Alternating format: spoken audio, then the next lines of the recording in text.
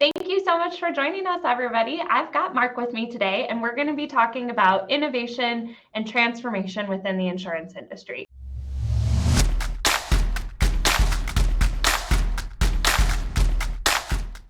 Before we get going with the questions that I have for you, can you give everybody a real quick introduction?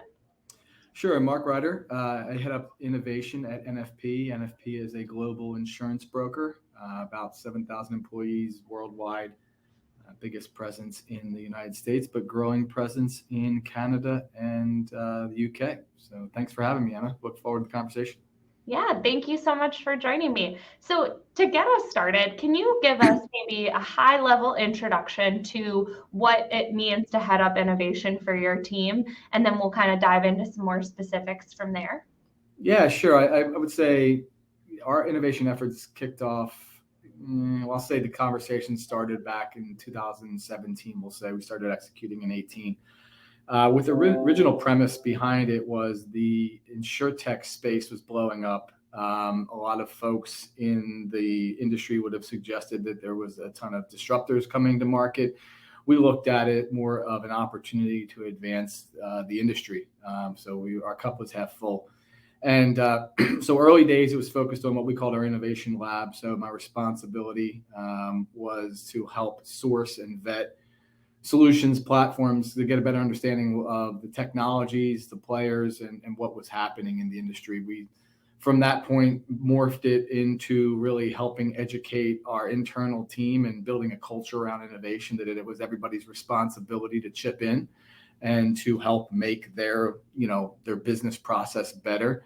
And that would lead to a better piece of aggregating data that was pretty necessary in order to take advantage of a lot of the new tools that we had just spent the prior year researching, which it ultimately culminated in us kicking off our digital transformation strategy early 2020, with just that mindset that if we didn't rethink the way we did our business and the way we organized our systems and our data, data's king. And if we didn't do that, we would really be challenged to be able to embrace and adopt the new solutions and a new digital experience that was going to and has been started to be demanded from our customers, from our buyers, from the end user.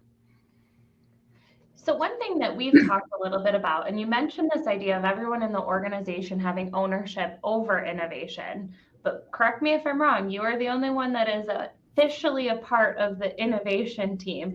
Can you share a little bit about the thought process behind that strategy? Because that's a little different than what we see sometimes. Yeah, for sure. I think, you're correct. I guess I would be the only one that reports directly to the business line that is stated innovation, but we have a ton of people that are helping make things happen here at NFP. I think, anybody could point to the fact that the statistics are pretty high as far as where corporate innovation fails. And I think if you point to the reasons why corporate innovation fails, I think it is an engagement challenge. You've seen a lot of different organizations that have approached it by hiring a team of individuals that were going to be the innovation team, and they were going to sit to the side of the normal business, and they were going to think up new ways of conducting business, and they were treated differently. They looked different from the way in which they dressed. They kind of were in a different building that looked a little cooler, a little slicker, and the mindset was they were going to rethink the business and then swoop in and presto magic, make it happen. And that's not the way it works. The biggest piece about innovation is helping change behavior, and change behavior comes when you get buy-in, and buy-in comes when you get participation. So, our approach has really been to build from within, to, again, going back to my point, help educate our folks, bottom up, top down, that innovation is everybody's responsibility, not the responsibility of one particular team, to help be better. Like, everybody should want to be better, and to ultimately pull ideas of where we're going to move. What are the problems we're solving for that will help improve their user experience, which then can kind of cascade into improving a better customer experience. So, it's really been a goal of ours to build from within, find ambassadors, have them lead the charge, and I just really act as a facilitator in the overall process. So for anybody that's watching this interview, they probably know that the idea of that culture of innovation and changing the behavior is something that I'm pretty passionate about. So I always get very excited when we kind of start going down that path. Have you guys gone into any sort of formalized kind of like digital literacy, or how have you gotten your team educated on what it means to innovate and what those tools and technologies look like? Yeah, a lot of meetings, a lot of conversations, a lot of saying same thing over and over and over again. I mentioned my role is that of the facilitator. It's also the chief drum banger, right? Beat the drum until it's dead, and keep going and keep going. And so a lot of it is repetition. A lot of it is also, I would say breaking it down and not having folks focus in on the technology. Because candidly, technology is threatening to a lot of folks. There's a lot of unknown. There's a lot of folks that don't understand. And we're an organization that we're really an insurance organization, right? We're not, technology creators. We're not a dev shop. We're an insurance organization at the heart of it. And people know insurance. They don't necessarily know technology. And so when they step out of their comfort zone, they become threatened. And when people become threatened, they kind of, seclude themselves from the process. So our goal is really to kind of break it down again. Talk about what innovation is. Innovation is not AI, machine learning, blockchain, and natural language processing, OCR. Innovation is how can I improve the quote process that I'm going through today? Those tools help us improve the process. But before you can't go out and find, I think the biggest challenge is people go out and try to find the technology and then figure out where it comes into play and where they can plug it in.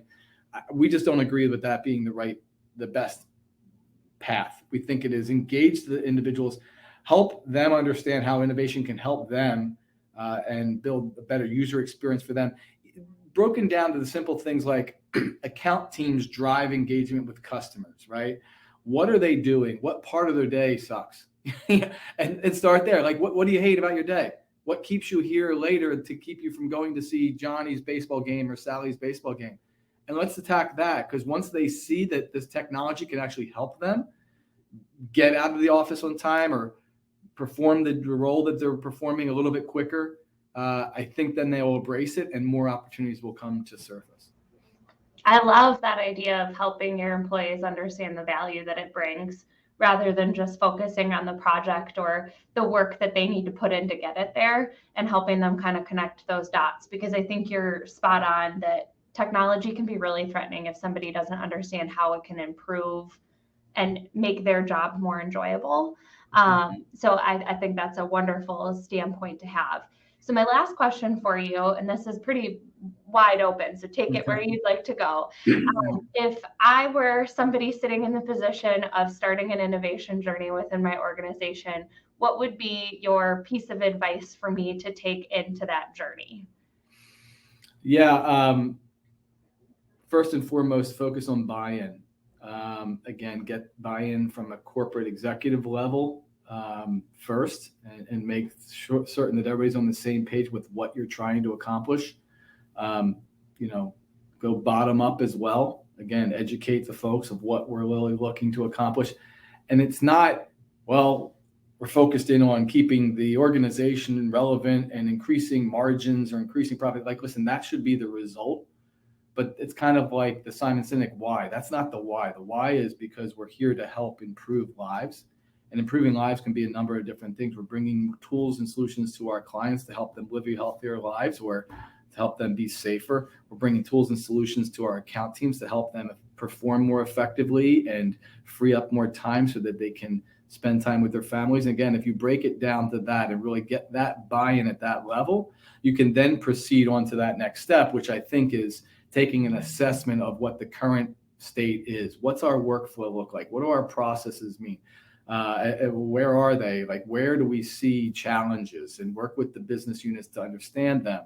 And then I neglected to say, become a scholar of what the insurtech space is and what technologies are out there. Because once you get if you have that, and then you get the buy-in from the team, and then you identify the business process, you then at a global level and with the development team or your more technically savvy and innovative ambassadors can look to figure out how to solve for those problems using the technology to make that happen. And then I would also say much of that, I think needs to be an equal focus on improving efficiencies at the same time opening up new markets.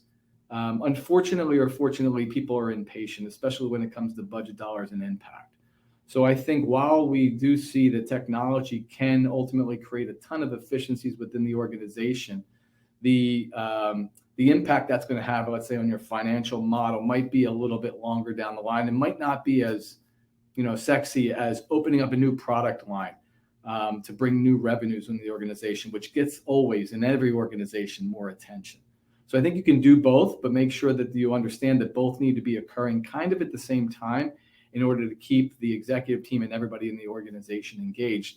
It also then allows you to have almost like a test ground on the way in which the new technologies can or will be received by your buyer.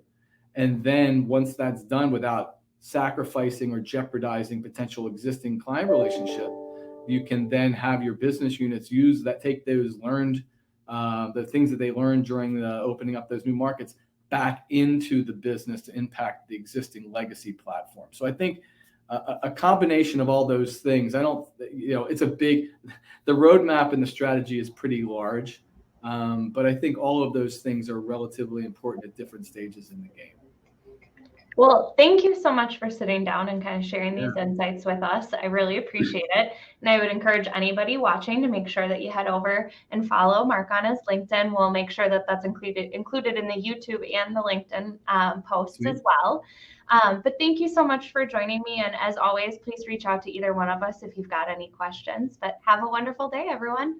Yeah, thanks, Emma. Thanks for everybody for joining us. If you're looking for expert tips on how to get started with your transformation or looking to hone in on your approach, make sure that you subscribe to our channel to catch our weekly Digital Transformation Talk series, where we interview experts from around the world on how to make it happen.